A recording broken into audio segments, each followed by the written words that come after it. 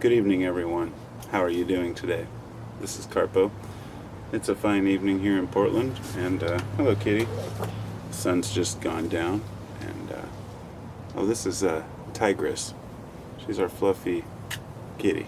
She doesn't come around very often. I wanted to talk about free will and determinism for just a moment.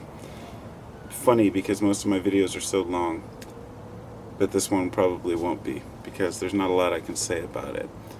The age-old argument of do we have free will or is everything predetermined? And the funny little argument that I was playing over in my head is, let's take a version of God to say, well, some people believe that God gave us free will.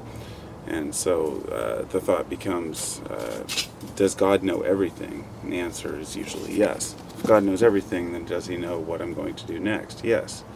And if that's so, then how do I have free will? And I heard one person say, well, God turns his head, basically allows you to do what you're going to do, and decides not to observe. And symbolically, this is kind of a metaphor for what's happening in the world of quantum physics, which quantum mechanics recently brought out. Smoke a joint of Durban while I do this. I hope I have the time to finish the video, not the joint. Getting ready to go in and barbecue. It's Father's Day, and the kids are driving me crazy all day, so I'm taking my 5 minutes out here. And so I had this thought about determinism and free will, and then quantum mechanics and whether it negated the idea of determinism. That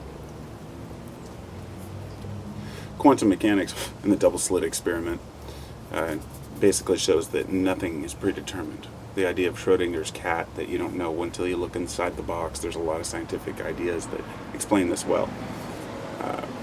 My idea, or at least my thoughts on it, are that since none of us are really physicists or quantum physicists, we're not quite sure exactly how it works. And so we can discuss the issue. All we really know for sure is that what they're saying is that on the quantum level, we can't be sure what's going to happen. There is a metaphor for this. You can watch the news report and it'll tell you what the weather's going to be like for the next week on average, but they cannot tell you what's going to happen today or even an hour from now. Let's say that the weather is more reliable long term. They can say, oh, it's going to be cloudy in the winter, it's going to be sunny in the summer, and generally they'll be more right. And the smaller and smaller we get, the harder it is to predict what things are going to do. This is a known scientific type. I'm not sure what it's called, can't remember, but when you get to the quantum level, into the atoms, things behave differently. For those who aren't aware, there's the observer effect, in which things seem to behave according to what the observer wants to see. Somebody said I packed my joints too tight the other day. Now I know what they're talking about. Pull a little bit of this out. I put filters in them. Now here I am talking about, like, one of the deepest philosophical issues, and I'm like talking about weed. I'll pull out the filter here.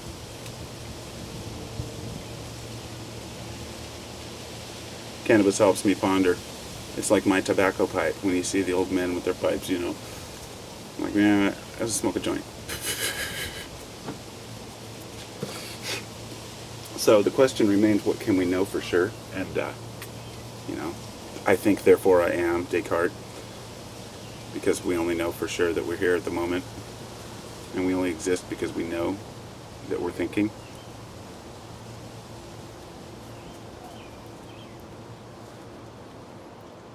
My answer, my final, point on this is that it doesn't matter, because we will never know if things were predetermined or not.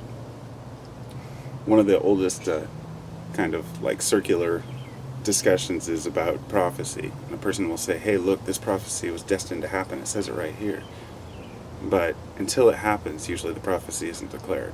After the thing happens, a person will say, it was written here that it happened. But we can never be quite sure what the prophecy meant until it happens.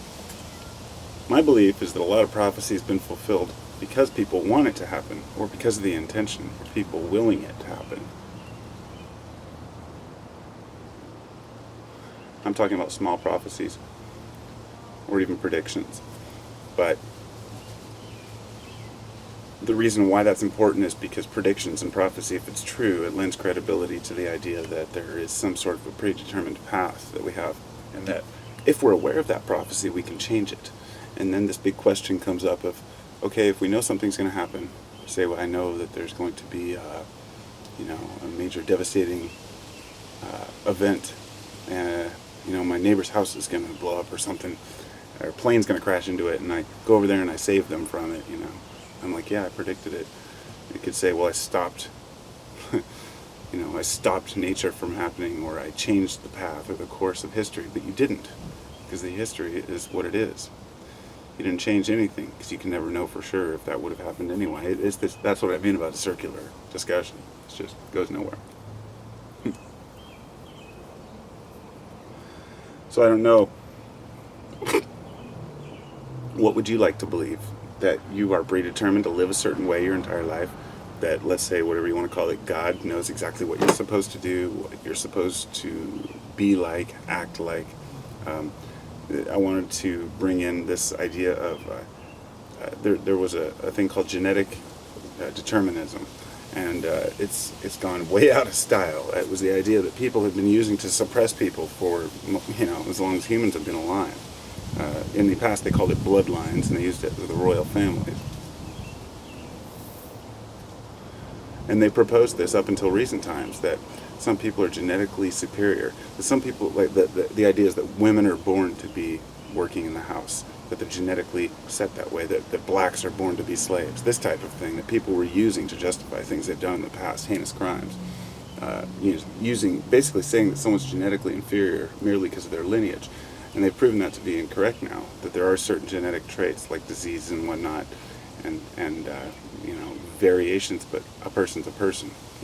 It's your culture that defines you.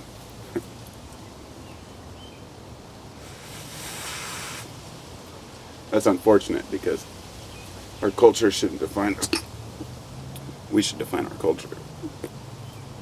But anyway, I don't know if a free will is a real thing, and I really don't care. It doesn't seem to matter to me. But I think that people have used that genetic determinism as an excuse for a lot of heinous things. I just wanted to throw that in there. So my joint's done. As much done as I'm going to get it. I'm going to go in and eat some dinner. And whether that's predetermined